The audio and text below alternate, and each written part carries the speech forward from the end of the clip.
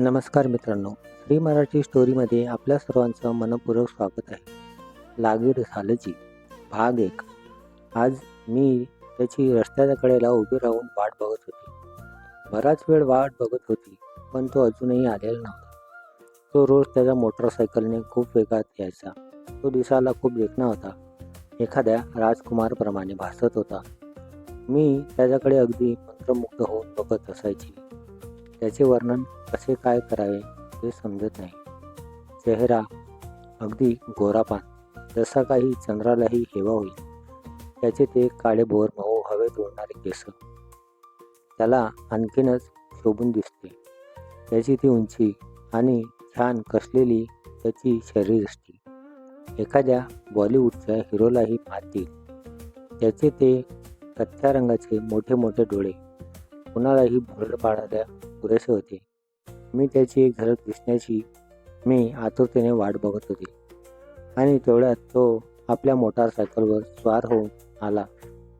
मी त्याच्याकडे दुरूनच बघत होती. तो माझ्या समोरून गेला आणि त्याच्या गाडीने माझ्या अंगावर पाणी फेकले गेले. तशी मी थोडी वैतागली आणि बोलली, ही काय पद्धत आहे का पाणी उडवण्याची? सांग ना. मी सगळी ओलीशिंब झाले. आता मी कॉलेजमध्ये कशी जाणार? तेवढ्यात मला माझ्या आईचा आवाज आला, तन्वी, हे कार्टे, उठ आता तरी झोपेतून. उलट मलाच म्हणते पाणी उडवण्याची पद्धत आहे का? मी पाणी काही उडवले नाही. चांगले बकेटभर पाणी ओतले तुझ्या अंगावर. तशी तन्वी खरबडून जागी झाली. तेव्हा तिला समजले जे ती बघत होती ते स्वप्न होते. तन्वी म्हणाली, काय गाई, मला का उठवले? किती सुंदर स्वप्न बघत होते मी. आई म्हणाली, तू स्वप्नच बघत राहा. खऱ्या आयुष्यात तर तू काही करू शकणारच नाही. आपल्या चेहऱ्याकडे बघत जागोजागी डाग पडले आहे आणि रात्र रात्र जागून तो मोबाईल बघून तो डोळ्याला लागलेल्या चष्म्या. किती तो आळस. सकाळी लवकर उठून जरा आपल्या आईला मदत करावी ते नाही होत तुला. तन्वी म्हणाली, काय गाई, सारखी मला बोलत असते. आता काय मी आपल्या हाताने चेहरा खराब केला? आई म्हणाली, तसे नाही ग बाळा, मला तुझी काळजी वाटते. उगाच तुला कोणी काही बोललं ना तर मला फार दुःख होते ग. तन्वी आईचे डोळे पुसत बोलली, बोलू दे लोकांना, आपल्याला काय करायचे त्यांचे? कुछ तो लोग कहेंगे, लोग का काम है कहना. I hate tear Pushpa. आई म्हणाली, चल नुसते नाटक करायला हवे. एवढेच आहे तर जा ना सिनेमात, पैसे तरी मिळतील तुला तुझ्या ॲक्टिंगचे. तन्वी म्हणाली, मला कोण घेणार सिनेमात? आता तर तू बोलली बघ आपल्या चेहऱ्याकडे. बरं ते सगळं जाऊ दे. तू बरी आठवण करून दिली पैशाची.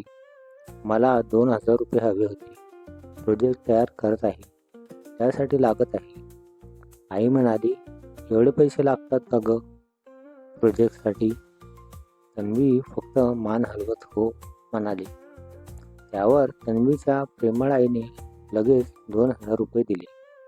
पैसे मिळताच तन्वी पटकन उठते, तयार होते आणि कॉलेजला जाते. तिचे कॉलेजला लवकर जायचे कारणही तोच होता. तिच्या स्वप्नात आलेला तरुण, त्याचे नाव अनुराग होते. तो तन्वीच्या कॉलेजमध्ये नवीनच आला होता. येताच सगळ्या मुलींना त्याने घायल केले होते. कॉलेजची प्रत्येक मुलगी त्याच्या अगदी मागे पुढे करायची.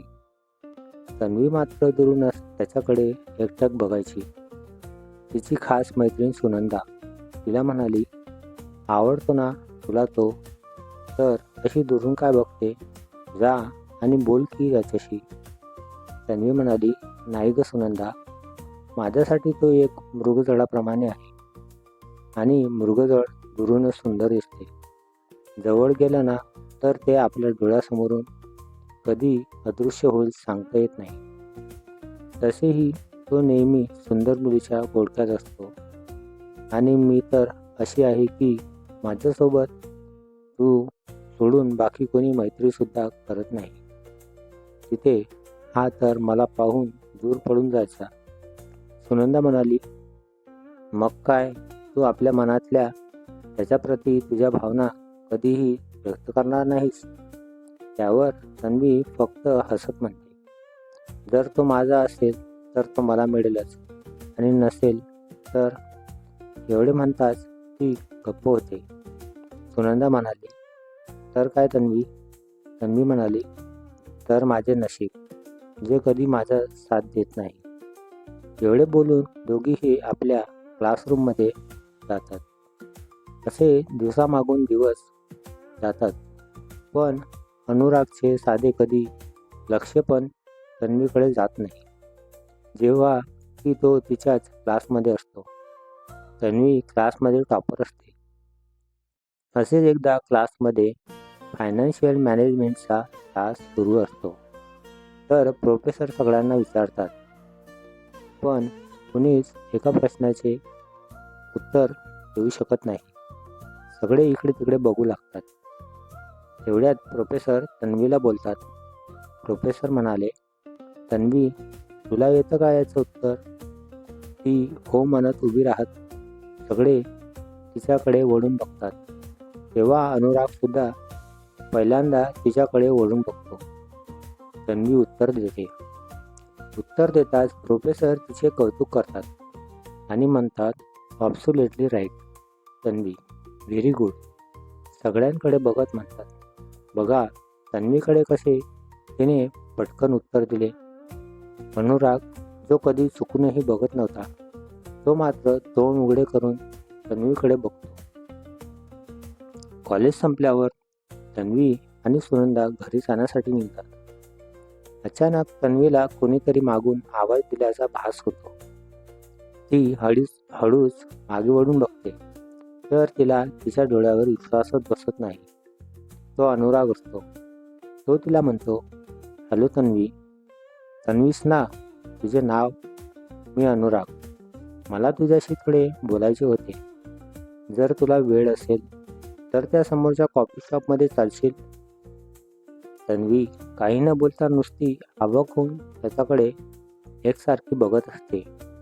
तेव्हा अनुरागला वाटतं, बहुतेक तन्वीला असे सरळ कॉफीसाठी विचारले हे आवडले नसणार. तो तिला परत म्हणतो, हे बघ तन्वी, मला घाई नाही. जर तुझे जमत नसेल तर आपण नंतर परत कधी जाऊ. तरीही तन्वी काहीच उत्तर देत नाही, कारण समोर बघितलेले दृश्य तिला एखाद्या स्वप्नासारखे भासत होते. ज्या मुलाकडे ती रोज लपून छपून बघायची, तो आज अगदी तिच्यासमोर उभा होता. सुनंदाला तन्वीच्या मनाची घालमेल समजत होती. तिने लगेच तन्वीला चिमटा काढला आणि हळूच तन्वीच्या कानात बोलली, तन्वी, स्वप्नातून जागी हो. अनुराग स्वतः तुझ्याशी बोलायला आला.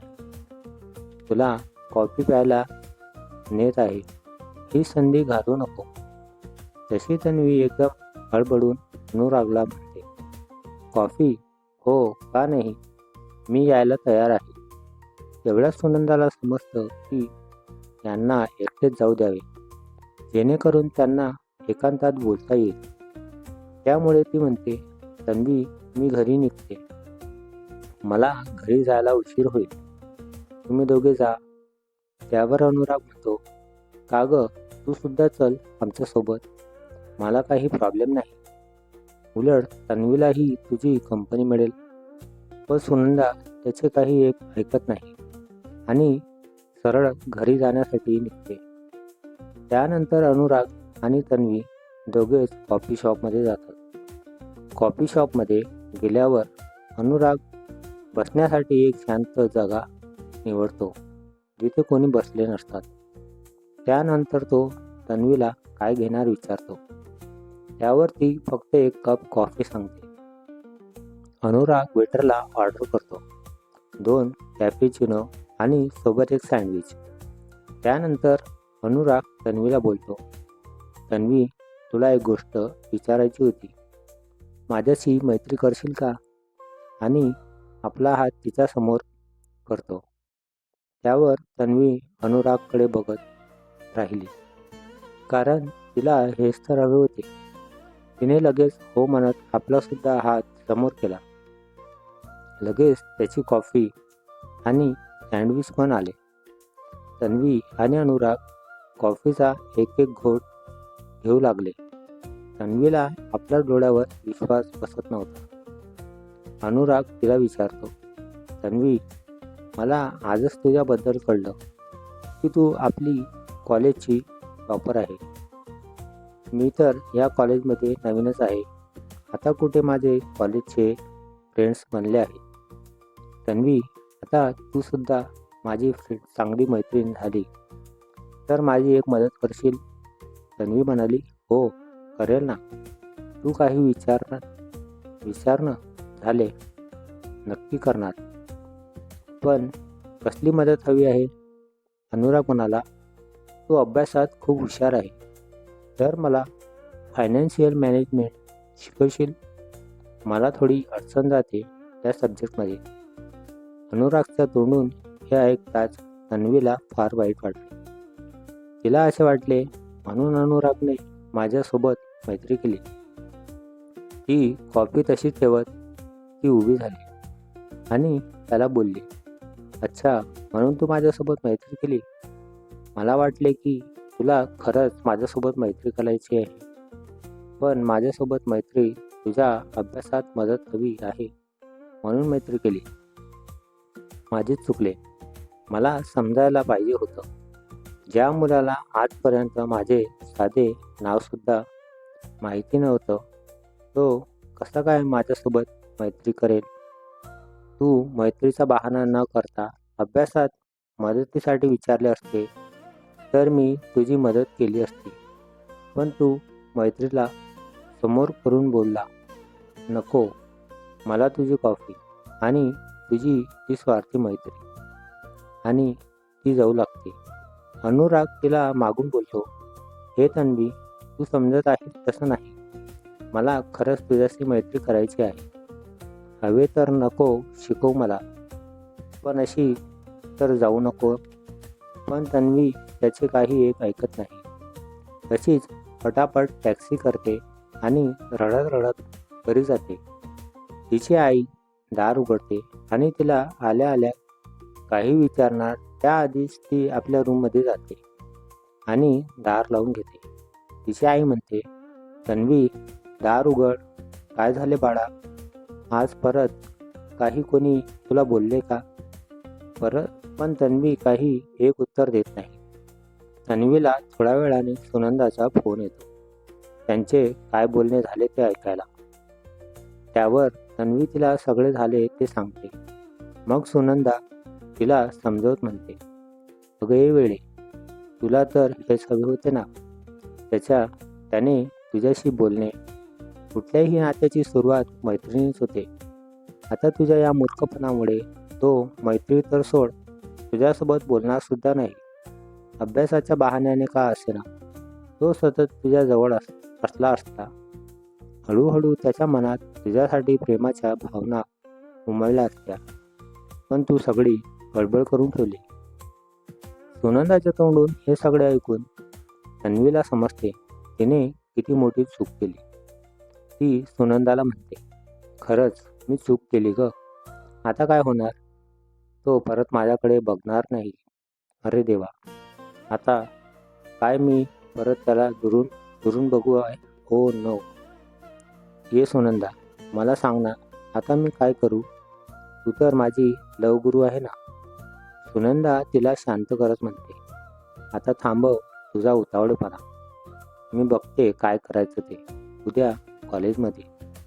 गेल्यावर बघू. आता तू शांत झोप आणि परत अनुरागच्या सुंदर स्वप्नात हरवून जा. दोघीही हसतात. तन्वी परत झोपायला जाते आणि अनुरागच्या स्वप्नात रंगते. रोज सकाळी उशिरा उठणारी तन्वी कधी नव्हे ते आज सकाळी उठून पटापट कॉलेजला जायला तयार झाली. आज तिने जवळजवळ अर्धा एक तास आरशासमोर घालवला. स्वतःच्या चेहऱ्याला 4-5 वेळा निहाळले आणि स्वतःशीच म्हणाली, हे बाई, कितीही कॉस्मेटिक वापरल्या आणि होम रेमेडीज सुद्धा ट्राय केल्या, पण या चेहऱ्याला मला काही निखार येत नाही. या डागाचे काय करावे काही समजत नाही. तेवढ्यात तन्वीच्या रूममध्ये तिची आई आली आणि आपल्या मुलीला असे आरशासमोर बसून स्वतःशीच बोलताना बघून बोलली, काय ग तन्वी, बरी तर आहेस ना? तन्वीने प्रश्नार्थक नजरेने आपल्या आईकडे बघितले. आई परत बोलली, नाही म्हटले, आज सूर्य पश्चिमेला कसा काय उगवला? स्वतःहून उठली काय? कॉलेजला जायला तयार झाली आणि विशेष म्हणजे आरशासमोर बसून तुझा नट्टापट्टा चाललाय. आज काय कॉलेजमध्ये फॅन्सी ड्रेस कॉम्पिटिशन आहे की काय? तन्वी जरा आईवर नाराज होत बोलली, कुठे केला मी नट्टापट्टा? तुझे आपले काहीतरीच असते. रोजच्या सारखीच तर तयार झाली आणि कितीही मी तयारी केली तरी थोडेच मी ऐश्वर्या राय बनणार आहे. आता त्यावर आई बोलली, काही काय बोलते ग? माझी मुलगी काही ऐश्वर्यापेक्षा कमी आहे का? आज अगदी छान दिसत आहे. थांब, तुला काजळाचे पीठ लावते. कोणाची दृष्ट नको लागायला माझ्या मुलीला.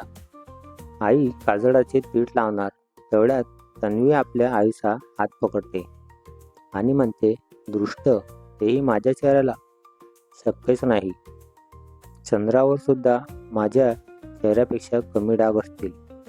आई तरीही तन्वीच्या कानामागे काजळाचे पीठ लावून म्हणते, असू दे, मला ते काही कळत नाही. फक्त एवढेच कळते की माझी मुलगी जगात सगळ्यात सुंदर आहे. तन्वी घड्याळाकडे बघून म्हणते, अरे यार, मी लेट झाले आणि तशी धावत पडत निघते. तिची आई मागून ओरडतच राहते, तन्वी ब्रेकफास्ट तर करून जा. पण तन्वी आपल्या आईच्या बोलण्याकडे दुर्लक्ष करत बाहेर जाते. कॉलेजच्या गेटवर उभी राहून अनुरागची वाट बघत असते, कारण काल जो तिने त्याचा कॉफी शॉपमध्ये अपमान केला त्याबद्दल तिला त्याची माफी मागायची होती. तन्वी बराच वेळ अनुरागची वाट बघत असते. तेवढ्यात सुनंदा सुद्धा तिथे पोहोचते, पण अनुराग अद्यापही आला नसतो. न राहून तन्वी सुनंदाला म्हणते, सुनंदा, अनुराग अजूनही कॉलेजला आला नाही यार. किती वेळची मी त्याची वाट बघत आहे आणि आता तर आपला सरांचा क्लास पण सुरू होईल. काय करावं काही सुचत नाही. मला त्याची माफी मागायची आहे. अशी ती बोलतच असते तर आपल्या नवीन रेसिंग बाईकवर स्वार होऊन येतो.